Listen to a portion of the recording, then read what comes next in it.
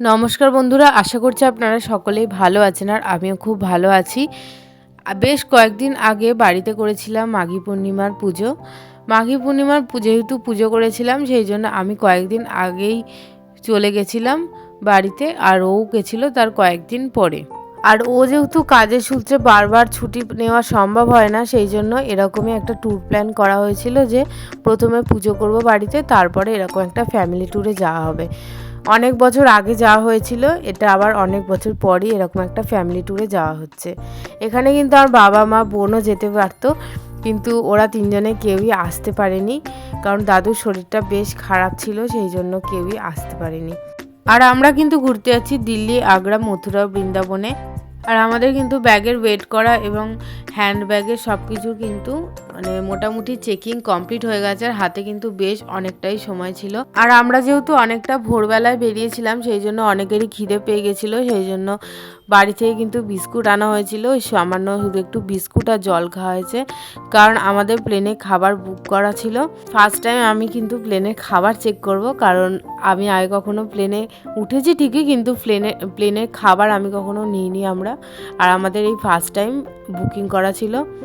তো চলুন যাওয়া যাক। আর আমাদের প্লেন কিন্তু টোটালি ছেড়ে দিয়েছে। আর আমার শাশুড়ি আর আমার ননদের মেয়ের কিন্তু জানলার ধারেই সিট ছিল, কারণ আমার যেহেতু প্লেনে উঠলে একটুখানি প্রবলেম হয়, প্রেশারে একটুখানি প্রবলেম হয়, আর মাথা ঘোরে, বমি পায়, মোটামুটি টুকিটাকি সিমটমস আমার দেখা দেয়। সেই জন্য আমি জানলার ধারে বসিনি, আর কারোর মুড আমি নষ্ট করতে চাইনি, সেজন্য আমি বসেছিলাম মাঝখানে, আর ওর মাকে দিয়েছিলাম টোটালি জানলার ধারে। আমরা জানলার ধারে ভিউ দেখতে দেখতে অনেকটাই পৌঁছে গেছিলাম, আর মাঝখানে দিয়েছিল এরা খাবার। আর আমাদের জিজ্ঞেস করেছিল ননভেজ না ভেজ কোনটা খাওয়া হবে, আর ওরা সবাই ননভেজ নিয়েছে, আমি নিয়েছিলাম ভেজ। আর ননভেজ আইটেমের মধ্যে কিন্তু ছিল এরকম একটা বান পাউরুটি, বাটার আর দই ছিল। দইটা কিন্তু সত্যি বলছি খুব সুন্দর খেতে ছিল, আইসক্রিম ফ্লেভারও দেওয়ার ছিল ওর মধ্যে, খুবই সুন্দর খেতে ছিল।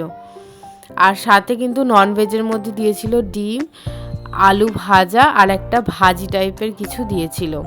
আর ওরা যেহেতু ননভেজ নিয়েছে, সেই জন্য আমি এখানে ভেজ আইটেমই ট্রাই করছি, কারণ ভেজ আইটেম অনেকেই পছন্দ করে না, সেই জন্য আমি ভাবলাম যে না, আমি একবার সাহস করে ভেজ আইটেমটা ট্রাই করি। আর আমার ভেজ আইটেমের মধ্যে ছিল কিন্তু এরকম একটা বান পাউরুটি সেম, আর বাটার আর দই ছিল। আর আমাকেও কিন্তু এরকম একটা প্লেটের মধ্যে দিয়েছিল উপমা, আর সাথে দিয়েছিল ইডলি দুটো, আর সাম্বার দিয়েছিল। সাম্বারটা ইডলির ওপরেই ছড়ানো ছিল, আর খেতে কিন্তু সত্যি টেস্টি ছিল। ভেজ আইটেম বলে আমি ভেবেছি হয়তো খারাপ হবে খেতে, কিন্তু না, দুটোই কিন্তু টেস্টি ছিল। খাওয়া দাওয়ার পর আধ ঘন্টা ওয়েট করেছিলাম প্লেনের মধ্যেই, তারপরেই কিন্তু আমরা দিল্লিতে নেমে পড়েছিলাম।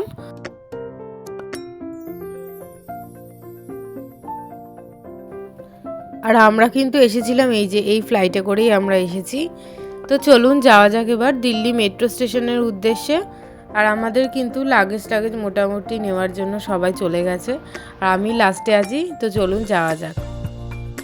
আমরা এবার দিল্লি এয়ারপোর্ট থেকে বেরিয়ে দিল্লি মেট্রো স্টেশনের উদ্দেশ্যে রওনা দেব। দিল্লি এয়ারপোর্টের সাথে কিন্তু দিল্লি মেট্রো স্টেশন এবং রেলওয়ে স্টেশন দুটোই কানেক্টেড থাকে, সেই জন্য উপর থেকে দেখেছেন এরকম একটা সাবওয়ে টাইপের ছিল নিচে, সেখান থেকে কিন্তু আমরা 7 টাকা টিকিট কেটে মেট্রো করে যাচ্ছি দিল্লি রেলওয়ে স্টেশন।